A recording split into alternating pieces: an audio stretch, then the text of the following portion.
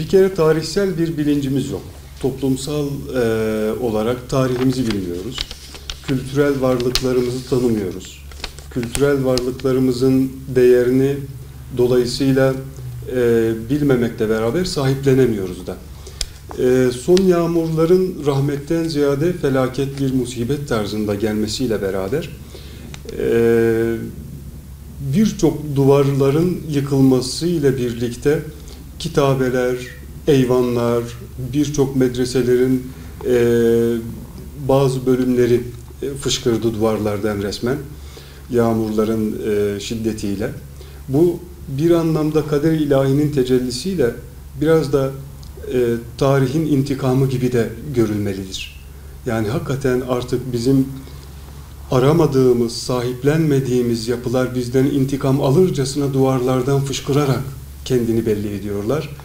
Ve en acısı da, en kötüsü de bir sahabe kabrinin Mardin'de bu şekilde aynı statüde yer alıyor oluşu, sahiplenilmeyen eserlerin içerisinde bir sahabe kabrinin de oluşu bizi daha derinden yaralıyor.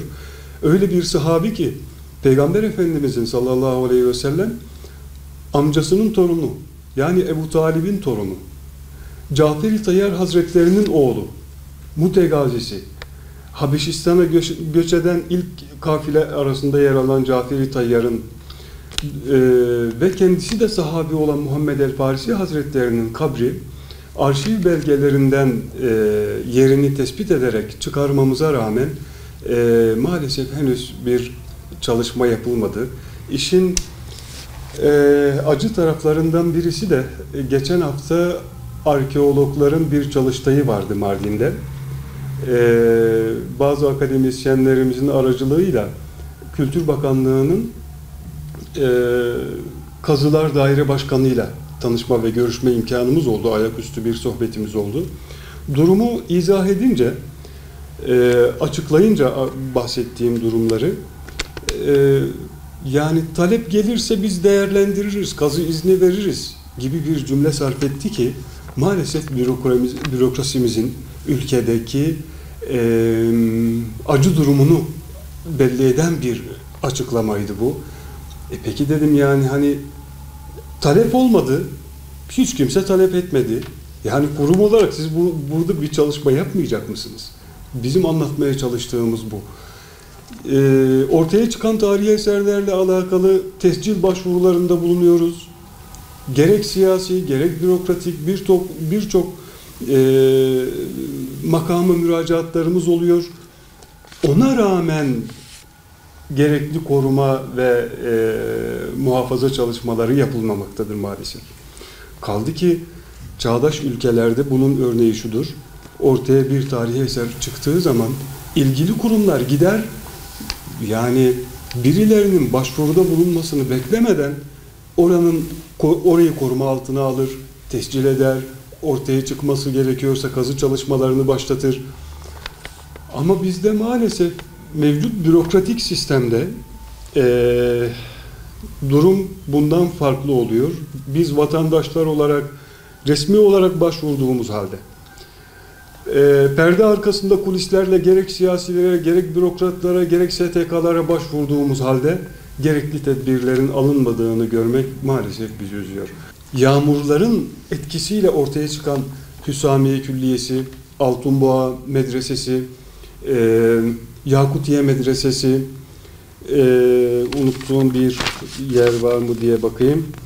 Ve bunlar yağmurdan etkilenerek duvarların adeta patlamasıyla ortaya çıkan ve sesi, ismi duyulmaya başlayan medreselerimiz olmakla beraber bunlar Marufiye Medresesi ile birlikte konut olarak kullanılmaya devam edilmesi de ayrı bir yürek acımızdır. Nasıl olmuşsa bir dönemler, bazen 50'li yıllarda, bazen Cumhuriyet'in başında ve 90'lı yıllarda Kadastro Kurumu'nun saha çalışmaları olduğunu görüyoruz. Saha çalışmaları yapılmış ve adeta tarihi eser özelliği olan, bu her biri 1000 yıllık medrese olan, her biri 1000 yıllık tarihi eser olan bu yapılarda oturanlara özel mülkiyet tapusu verilmiş. Yani bu ayrı bir fecaattir bürokrasi açısından. Bunun bir an evvel bu haksızlığın giderilmesi gerekir. Şubat ayında ortaya çıkan medresenin eyvanıyla alakalı tescil başvurusunda bulunduk. Şubat 2019, Kasım 2019'dayız. Dönüp yönetim değiştikten sonra bizim böyle bir başvurumuz vardı, böyle bir çalışma bekliyorduk diye müracaat ettiğimizde o tescil başvurumuzun Urfa'da Anıtlar Kurulu'nca reddedildiğine şahit olduk, öğrenmiş olduk. Başta belirttiğim gibi yani devlet kurumlarının koşturması gereken tescil işlemleri ile ilgili biz vatandaş olarak müracaat ediyoruz. Ona rağmen reddediliyor. Yani ve Kültür Bakanlığı yetkililerine bunu sorduğumuzda ise muhtemelen eksik belgeyle müracaat edilmiştir, ondan reddedilmiştir cevabı alıyoruz. Yani belgeleri toplamak zorunda olan bir vatandaş değilim ben yani veya hiçbir vatandaş bu zorunluluğu taşımaz. Bu tarihi eserlerimizi korumakla mükellef olan kurumların görevidir. Dolayısıyla maalesef genel olarak yani bunu yapı bazında da çok detaylandırabiliriz. Fakat genel anlamda İslam kültür ve medeniyeti özellikle eserlerinin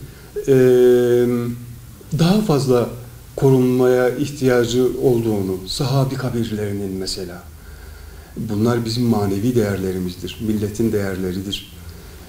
Daha fazla sahip çıkılması gerektiğine inanıyoruz. Bu konuda ciddi bir ihmal, ciddi bir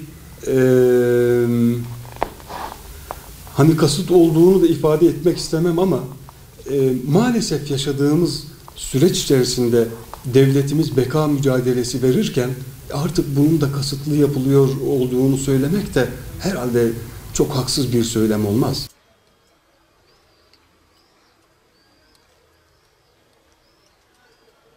Kemal yani hacı olmuyor. Bu molozların altındadır. Bu molozlar Aynen. çekmişler de ha. O pres değil midir? Yok abi yok. Parça halidir bak ha. Evet. Parça halidir. Aynen. Yani bunlar çeyrek taş diyorlar. Şu var mesela bak abi. Ha, çeyrek taşlardır işte. Bak şu kesimi de şeydir ha. Nahittir. Aynen. Şu duvarın diğer tarafında da yine medresenin orijinal taşlarından kullanılan bazı bölümler var. Görüyorsun işte. Ve duvarın arkası yine muhteşem bir Belki mimari sonradan var. ek yapmışlar bu. Bu duvar Bölmüşler. başa kadar. Ha? Aynen o şekilde gidiyor zaten. Ha.